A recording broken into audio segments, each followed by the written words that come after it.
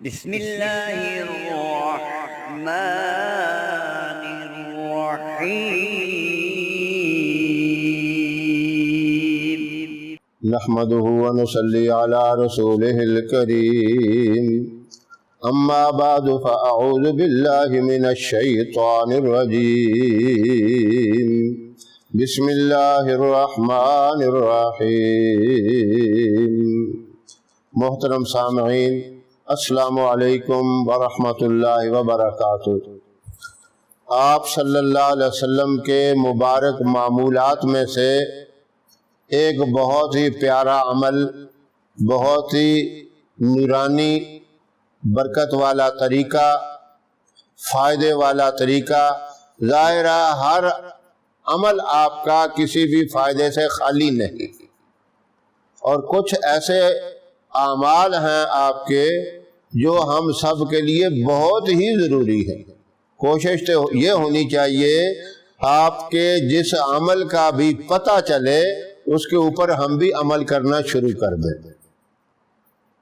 یہ مبارک عمل جو میں آپ سے شیئر کرنا چاہتا ہوں، آپ صلی اللہ علیہ وسلم رات کو سوتے وقت باوضو سویا کرتے تھے، وضو کے ساتھ سویا کرتے تھے۔ اور آپ کا سوتے وقت کیا عمل تھا؟ ایک خاص عمل، بہت سے وظائف اور دعائیں آپ کے معمولات میں شامل تھی۔ جو خاص زبردست فائدے والی چیز ہے وہ میں آپ سے شیئر کرتا ہوں۔ آپ صلی اللہ علیہ وسلم جب بھی اپنے بستر پر آرام کے لیے تشریف لے جاتے، سونے کا ارادہ کرتے، تو سورہ فاتحہ ایک دفعہ پڑھ لیتے اور ایک مرتبہ سورہ اخلاص پڑھ لیتے۔ یہ 10 آیتیں بن جاتی ہیں۔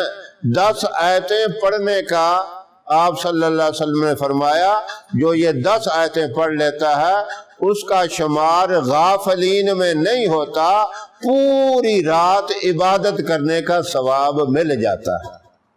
کتنا مختصر عمل اور ثواب کتنا بڑا! ہر سانس پہ آپ نیند میں جو سانس لیں گے، ہر سانس پہ الحمدللہ کہنے کا ثواب، سبحان اللہ کہنے کا ثواب، اللہ اکبر کہنے کا ثواب۔ صبح تک آپ کو تہجد کی نماز کی توفیق ہو جاتی ہے، اس وقت تک ثواب ملتا رہتا ہے۔ تہجد کی نماز کی توفیق ہو گئی اور ثواب میں اضافہ ہو گیا۔ اگر تہجد کی توفیق نہیں، نماز فجر تک آپ کو ثواب ملتا رہے گا، نماز فجر پڑھیں گے اور زیادہ ثواب۔ ان 2 چیزوں کے ساتھ آپ کا ایک اور مبارک عمل، سورہ فاتحہ ایک مرتبہ، سورہ اخلاص ایک مرتبہ، اور سورہ فلق ایک مرتبہ، اور سورہ ناس ایک مرتبہ۔ کتنی چیزیں ہو گئی؟ 4 چیزیں۔ الحمد شریف، قل هو اللہ احد، قل اعوذ برب الفلق، قل اعوذ برب الناس۔ دوسرے طریقے سے میں نے سمجھا دیا۔ یہ 4 چیزیں ہیں جن کو آپ صلی اللہ علیہ وسلم پڑھ کے سویا کرتے تھے، اور صبح اٹھنے کے بعد بھی یہی 4 چیزیں پڑھتے تھے۔ اب اس کا فائدہ، چھوٹا سا عمل ہے، کوئی مشکل عمل نہیں ہے، کوئی اس پہ ٹائم خرچ نہیں ہوتا۔ یہ عمل سب مسلمان، کلمہ گو، مرد عورتیں سب کر سکتے ہیں۔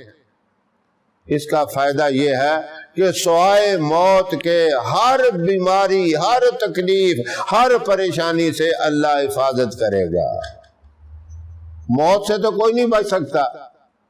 ایسا وظیفہ تو کوئی نہیں ہے کہ یہ ایسا وظیفہ ہم کریں کہ تاکہ موت نہ آئے۔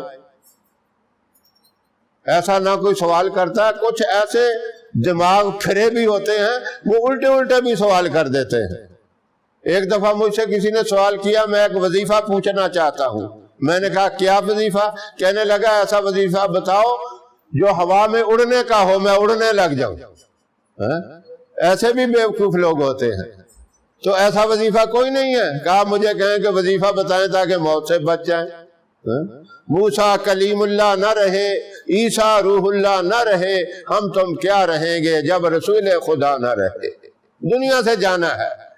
اس وظیفے کی برکت سے موت کے علاوہ ہر تکلیف سے حفاظت ہو جائے گی۔ اللہ مجھے بھی آپ سب کو عمل کی توفیق عطا فرمائے۔ وآخر دعوانا ان الحمدللہ رب العالمین۔